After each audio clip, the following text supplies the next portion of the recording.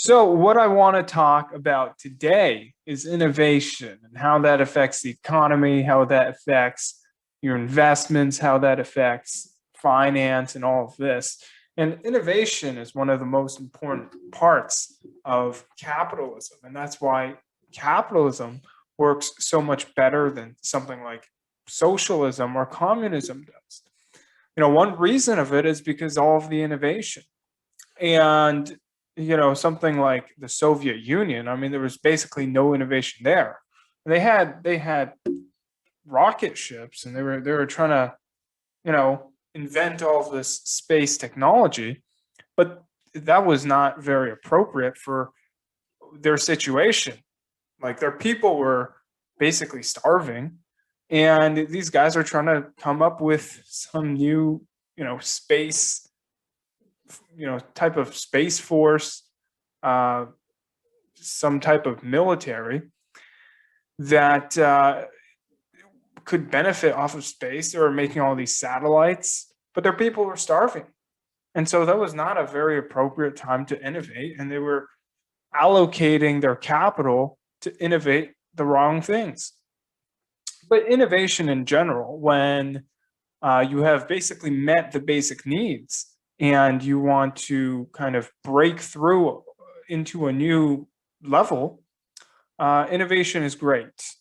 And so today, what we have here is I want to talk a little bit about innovation. And when you're talking about innovation, and you're also talking about stuff like finance or investing, Kathy Wood is it's obviously a big name. And let me tell you personally, we have quite different strategies. Now, she's a lot more experienced than I am. She has a lot more capital than I do. Obviously, I mean, I'm not trying to compare myself to her, because I mean, I bet she's a lot smarter than I am, but I'm trying to kind of understand her strategy. And I was looking a bit into it, and we have quite different strategies. And I was looking at her Twitter the other day, and you could go follow me on Twitter at real_Tion Lee, no capitals.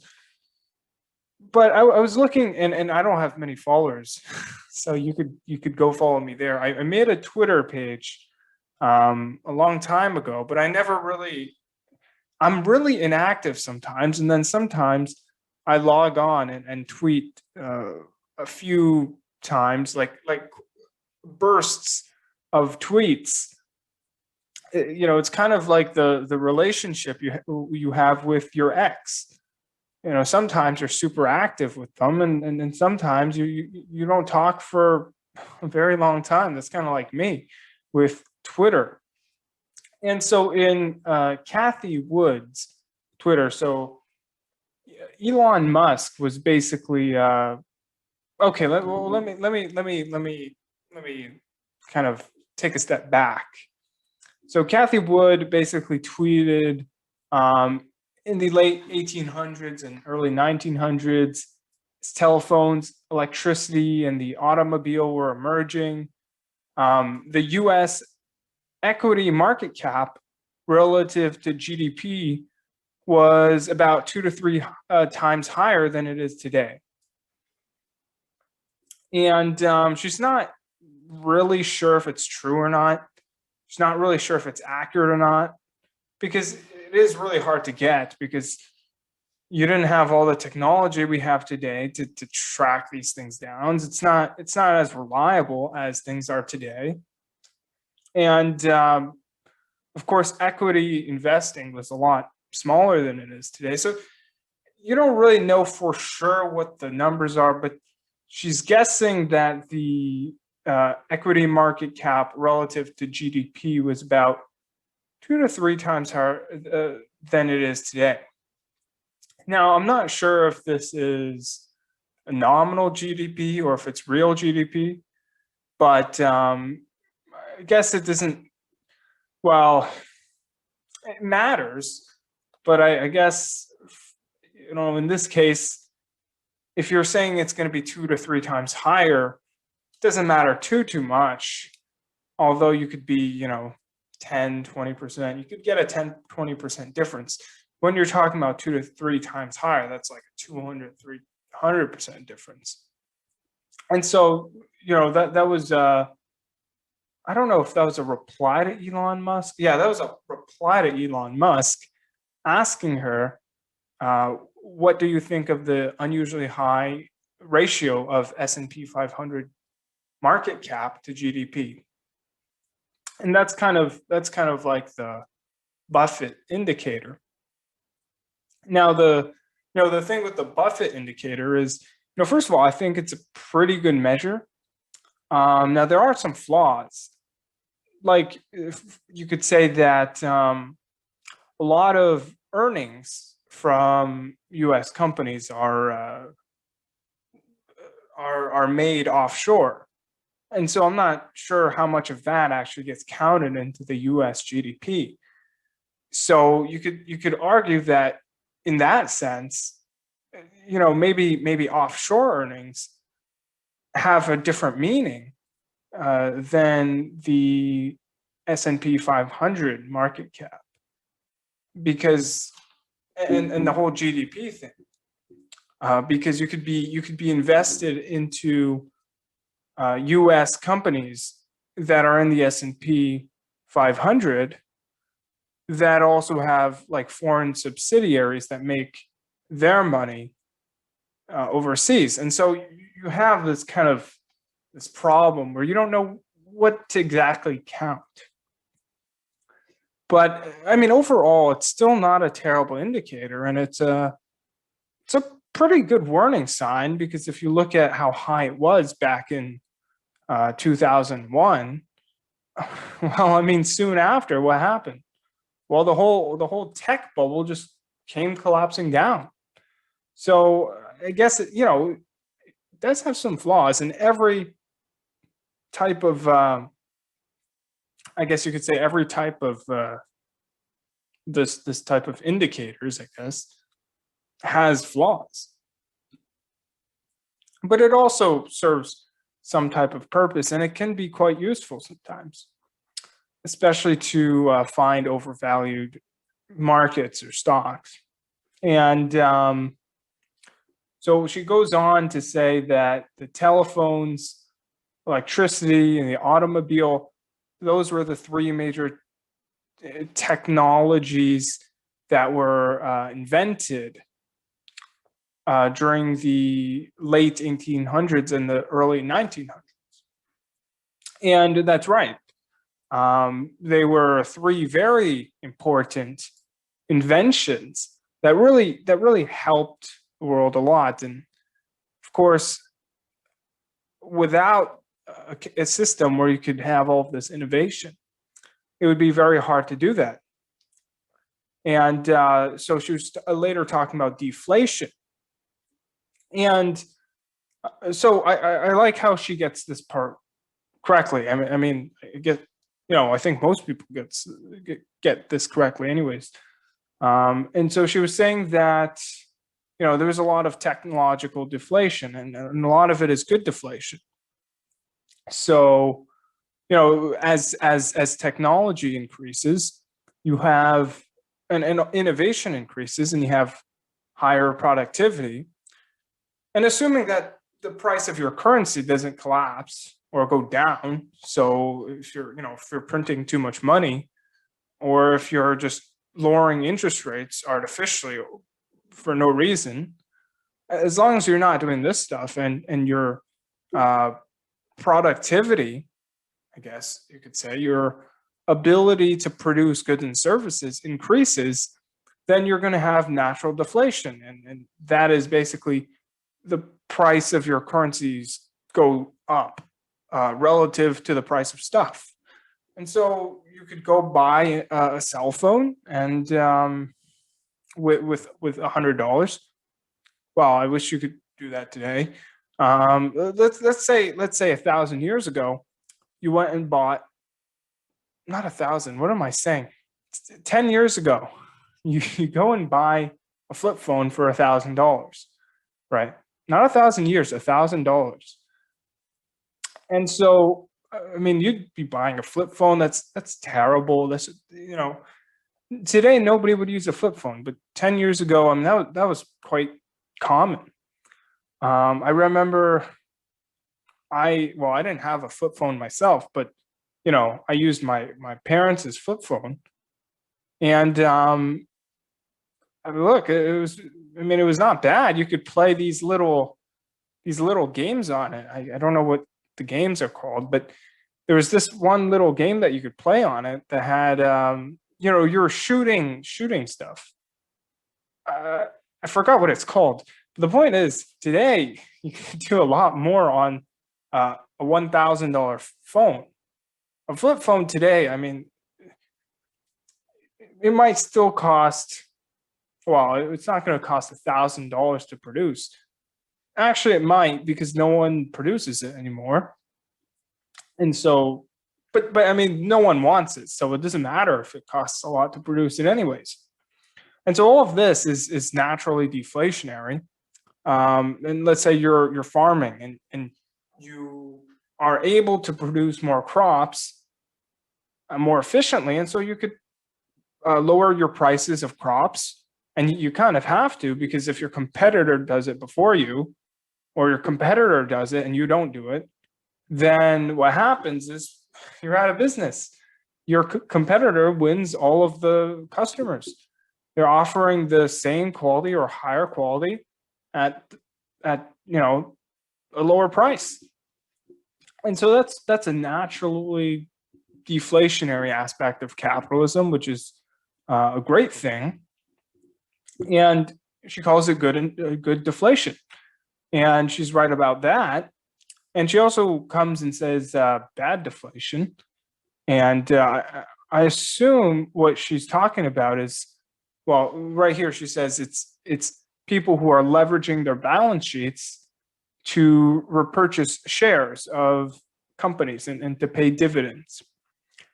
So that's basically, like a company. I mean, you could think of it, instead of a stock or a public company, you could think of it as a private company.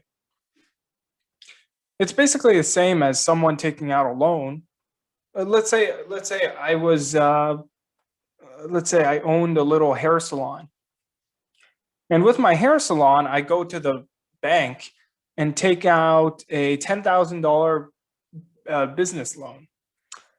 And I go and buy jewelry with it, or I go and buy a TV with it, or I go and buy a car with it. That doesn't really help my productivity for my business at all. But I get to enjoy it personally. Or maybe I take a vacation. Now, maybe right now is not a great time, but who knows? Maybe you could get some discounts on your vacation. So, I mean, you spend $1,000 or $10,000 on something that you enjoy, that you use for fun, and after, let's say, your business goes bankrupt, or you go broke because you took on too much debt that you can't afford to pay back, and now you can't service the interest on your debt, and now your little hair salon declares bankruptcy, or just shuts down. So that's bad deflation. And yeah, it is bad deflation. And so a lot of things she's right about, but I still think she's a little bit too bullish on the whole innovation thing. And okay, so she's saying that deflation should lower the velocity of money. And okay. All right. So I think what's important is she is, saying that, okay, this is interesting. So she says, this time is different are dangerous words. Now, I mean, you would expect someone who's super bullish in such a high valuation time to say, this time is different are dangerous words. But I guess she's saying it. And so she certainly expects the next few years to be the roaring 20s or be something like that. And so we'll have a lot of innovation, we'll have a lot of growth, we'll have a lot of, I don't know, maybe natural deflation. And now here's the thing with natural deflation. Usual natural deflation, here's the thing with inflation deflation. You have to define it properly because it's really confusing if you don't define it properly, because what's inflation, what's deflation? It's hard to say. I mean, is it asset price inflation? Is it consumer price inflation or deflation? They're different things and they have different effects. And so, if you're getting growth, if you're getting productive growth that's sustainable because of increased productivity, you're going to get consumer price deflation. You're going to get natural deflation, the good deflation that Kathy Wood is talking about. But you're going to get at the same time inflation. Now, the inflation you're going to be getting is not consumer price inflation. It's not the bad inflation. It's the asset price inflation, because your company is going to make more money. I mean, or maybe your company is not going to really grow that much if it's not a great company. But if it is a good company, then you're going to get asset price inflation on your company, and probably also on the market as a whole. Unless I don't know what happens, and you get this kind of people moving out of equities and just buying all this stuff. The point is that what I wanted to get to is kind of how I think she's a little bit too bullish. Now, I think in some areas she is right. And so she goes on to talking about how the technologically enabled innovation evolving today dwarfs that of the late 1800s and 1900s. And the few she talks about is genomic sequencing, robotics, energy storage, artificial intelligence, and blockchain technology. And she also goes on to mentioning how Bitcoin could be today's gold standard. Now, I disagree with the second half for an interesting reason. Now, I think it's a common reason, and I think it's not necessarily a bad reason. And I could go on and talk about that forever, but I want to focus on the innovation part. And I guess Bitcoin's a part of this innovation. And here's the thing. I mean, if we're not going back to a gold standard, why would the US government adopt a Bitcoin standard? And look, here's the thing. This is sort of, some people call this conspiracy, but at the same time, it's quite obvious. Okay, why did the US go out there and attack Iran?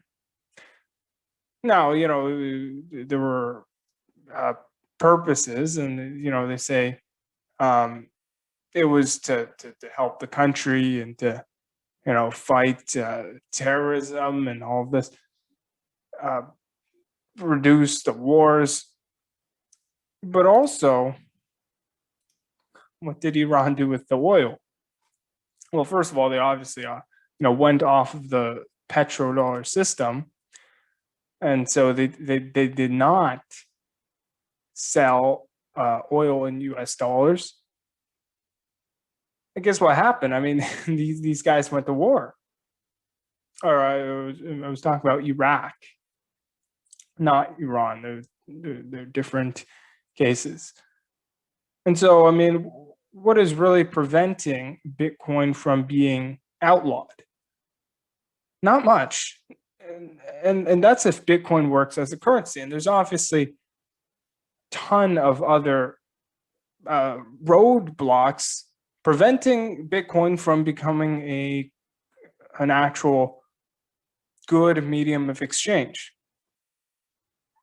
And for some reason, I mean, gold could be outlawed as well.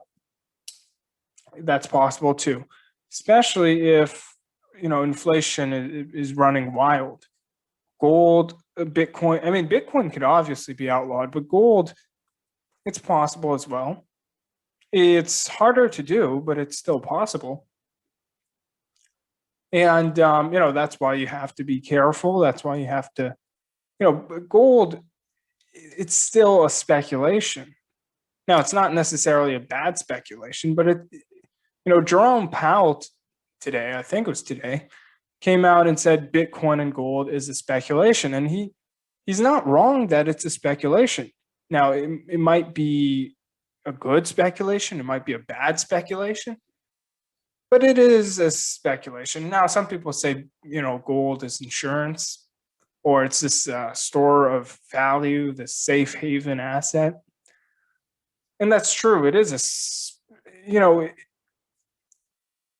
if you're holding it for a very long period of time, like 30, 40, 50 years, sure, it's insurance, sure, it's store of value, but it's not insurance if you don't sell it, right? Because I mean, you're just it's not.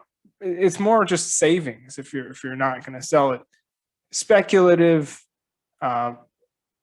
volatile savings if you're planning to sell it in 50 years. Now, Bitcoin is not. It's very different from gold. They have similarities. They have a lot of them, but it's used completely differently than gold. And the two have a difference, and one has value, the other doesn't. And I don't want to talk too much about Bitcoin because that's not really what this episode's about.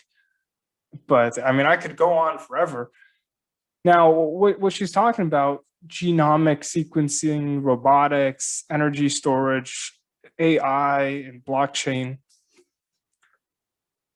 Personally, I'm not that familiar with these things.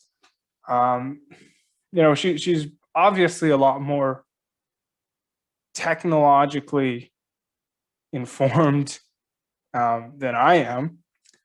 And so, I mean, maybe they could, maybe they do dwarf the innovation during the late 1800s and 1900s. But I think what's more important is, how do you put these things to work? How do you make these things profitable? And how do you make them useful enough so that they could actually be, making, well, first of all, profiting, and second of all, adding value to everyday life, because that's how you make a profit. Now, some of the innovations we had back then was stuff like the oil pipeline, which was a big thing. I mean, now you could actually drill oil efficiently. There was the typewriter, the telephone. I mean, telephone's great, obviously. We had the light bulb, we had the camera, we had the gasoline powered car. She was talking about automobiles. That's it. I mean, everyone's driving one today, or at least most people are. We got AC. If you don't care about air conditioning enough, I mean, you're going to regret in the summer. And we had the airplane. Well, we can't really use the airplanes now. We can, but not as much, unfortunately.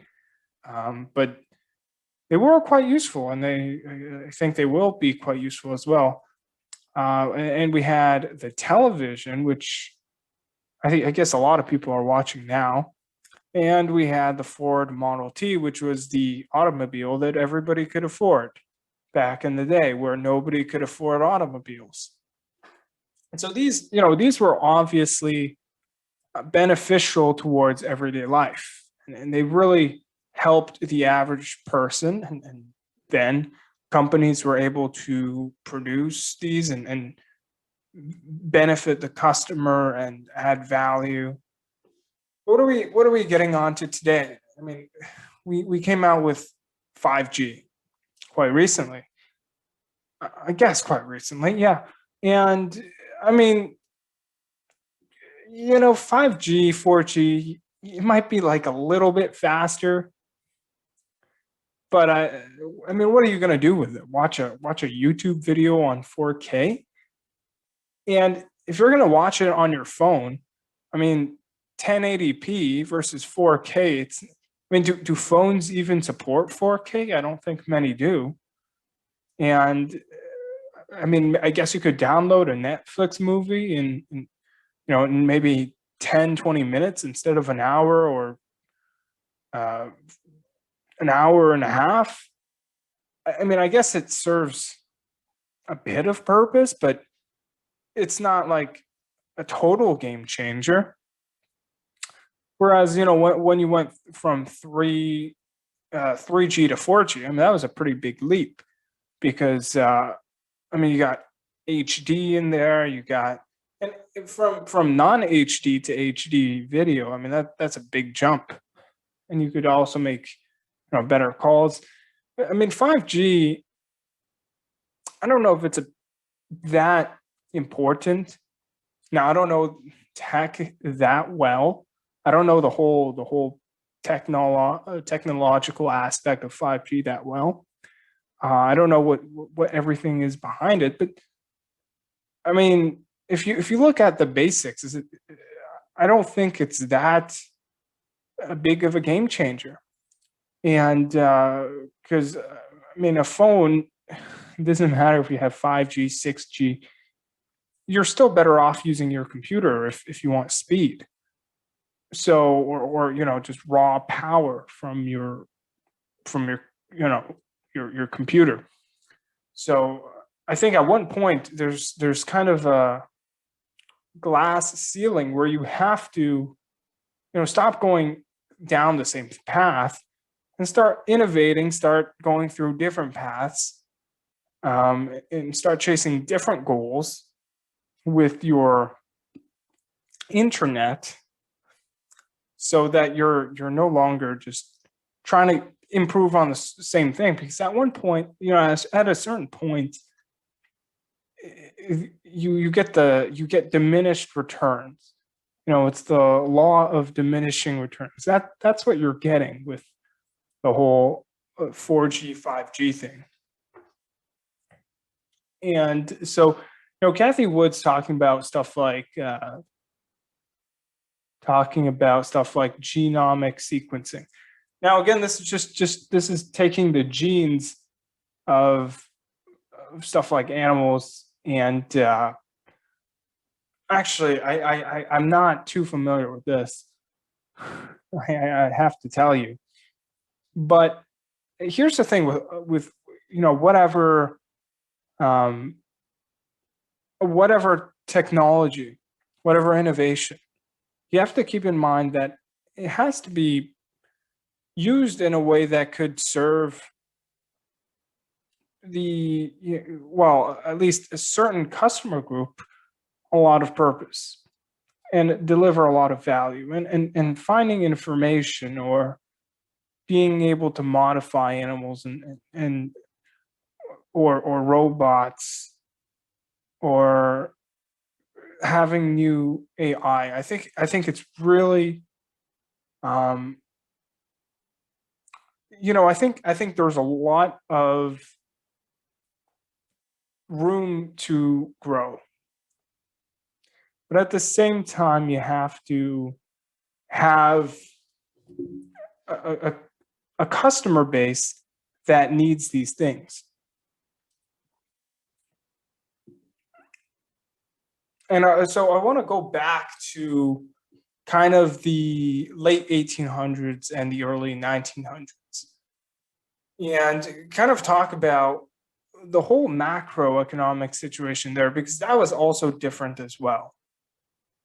And so back then, they were going through the Industrial Revolution, and during that time, they had huge growth.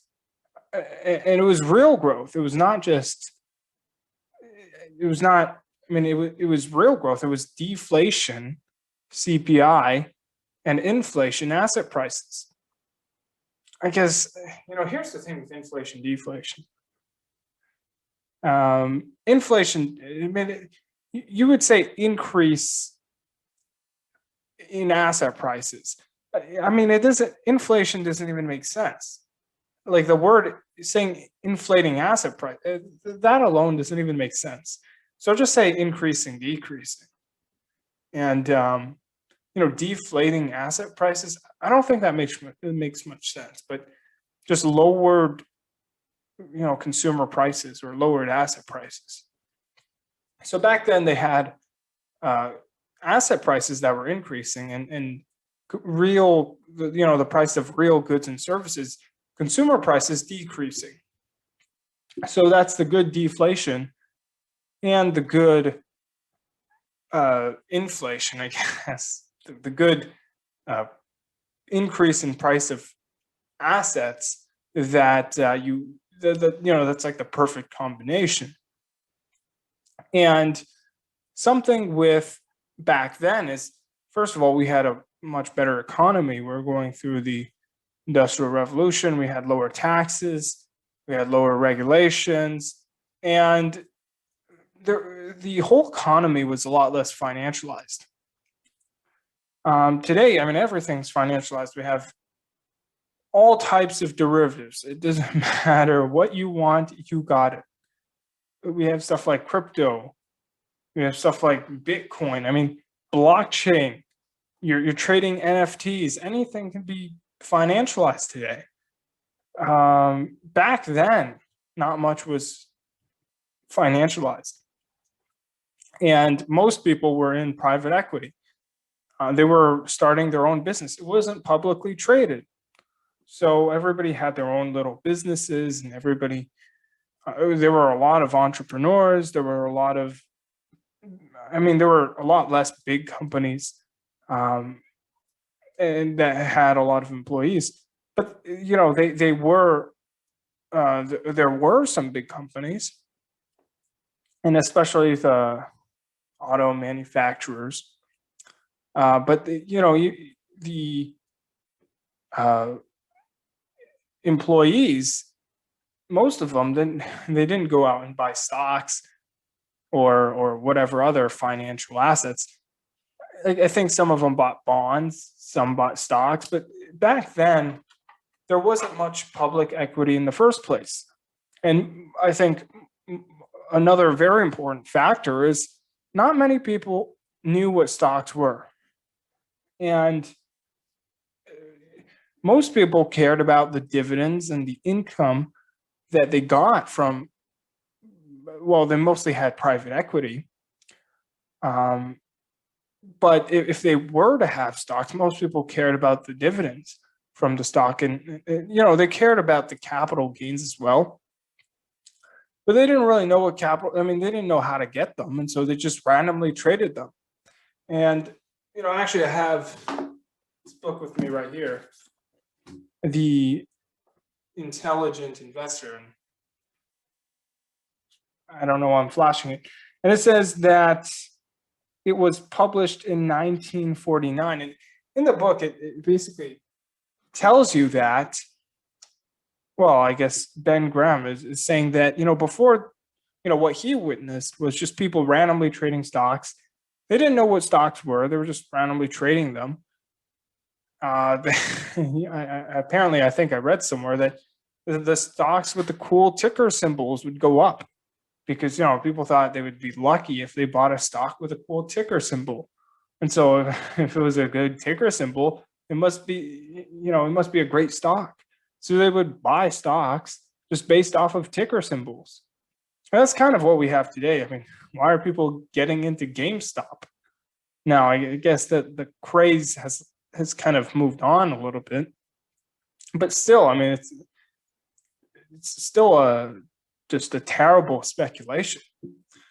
And so, I mean, people didn't really know what stocks were, and so whether it's overvalued or undervalued or high PE, low PE, people didn't care back then. And Ben Graham, that's why Ben Graham came in. He started picking stocks with low PEs. And back then, it was a lot way easier to do value investing because you could find companies with, I think, more cash, um, more. I don't know if it was cash or if it was. Or if it was let me think. I don't know if it was more cash or if it was more net current assets than the whole market cap of the company. But I mean, either one of the two, it wouldn't make any sense in today's day. I guess today's day, I mean, it's kind of crazy, anyways. So I mean, does it really matter? I don't know, but you wouldn't really find anything like that today because right now everything is the market is a lot more efficient than it was back then when nobody really understood it, when there were a lot few players in the game, and so you had a less efficient market. Today it's still not perfectly efficient at all, and stuff like GameStop, there's nothing justifies its price, but I think in the long term it's still quite efficient. And at the same time, you have to realize that back then there was a lot less debt. I mean, nowadays companies, a lot of them are funding their dividends, like Kathy Wood just said, dividends and their stock buybacks with debt. They were taking on all of this debt, and a lot of their income growth is because of debt. They're able to increase their let's say their marketing campaigns, or they're able to take on bigger, let's say it's some type of hedge fund. I know they're not publicly traded, but let's say, let's just talk about a hedge fund. They're able to take on a lot more leverage. And well, if you make money, you're going to make a lot more money. But what happened to what was his name, Bill Huang, the guy from Archegos Capital? Well, this guy, he went bust. He took on too much leverage. He took on too much debt. And when you have the fastest growth in history, like you did in the late 1800s to the early 1900s, you didn't have nearly as much debt as you do today. And eventually, well, you're probably going to have to pay it back. And if you're going to have to pay it back, you're not going to have the fastest growth in history.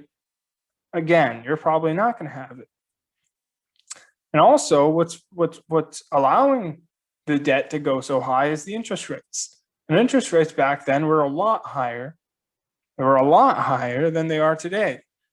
Today, I mean, what's going to let stock prices go up even higher? I mean, even lower interest rates, or I mean, what's going to happen? Or negative interest rates?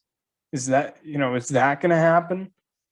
So, with all this, the macro outlook is not very good. And back then, unlike now, I mean, now we just had Coinbase's IPO, and at one point it was worth more than like $100 billion worth of market cap. So that's putting Coinbase, the company's valuation, higher than Goldman Sachs. And I mean, I don't know what could justify that. I mean, It must be very optimistic people, like Kathy Wood, Kathy, I think it's Kathy Wood. So, crypto bulls must be really liking Coinbase for them to value it that highly. And of course, today we're getting all these unprofitable IPOs like DoorDash and Airbnb. Whereas, back in the day when you had IPOs, I mean, they were all profitable. If you had an unprofitable IPO, I mean, people would think you're crazy. Nobody would buy the initial public offering, and it would basically be a worthless IPO. But nowadays, people are paying crazy prices for companies that are not making any money, that a lot of them don't seem like they will be making a lot of money in the future. Something like DoorDash. I mean, if it's not making money now, when everybody is stuck at home and nobody wants to go out, is it going to make money when people want to go out? I mean, that's common sense. And of course, when you have all of this political struggle where, these Uber drivers are now forced to be employees and be paid minimum wages and all of this. Well, what's going to happen to the Uber Eats drivers? What's going to happen to the DoorDash drivers? Probably the same thing, because they're very similar occupations. And so you have all these unprofitable IPOs, but back then IPOs were actually profitable. If you look at stuff like Microsoft, or I don't know, Facebook, who else had an IPO? Apple, the tech companies of back in the day. You compare them to the tech companies today, well, they're completely different. And so all of this optimism is what fuels these very overvalued IPOs. And maybe all of this technology that evolves in the future, maybe it's going to change the whole world. Maybe, everyday individuals are going to be impacted a lot. Maybe, it's going to be the next automobile, or the next telephone, or electricity. And maybe it's going to be even bigger than that. I don't know. But in the short term, it doesn't seem like the best investment, especially because you're paying a very high price for things that you probably don't understand.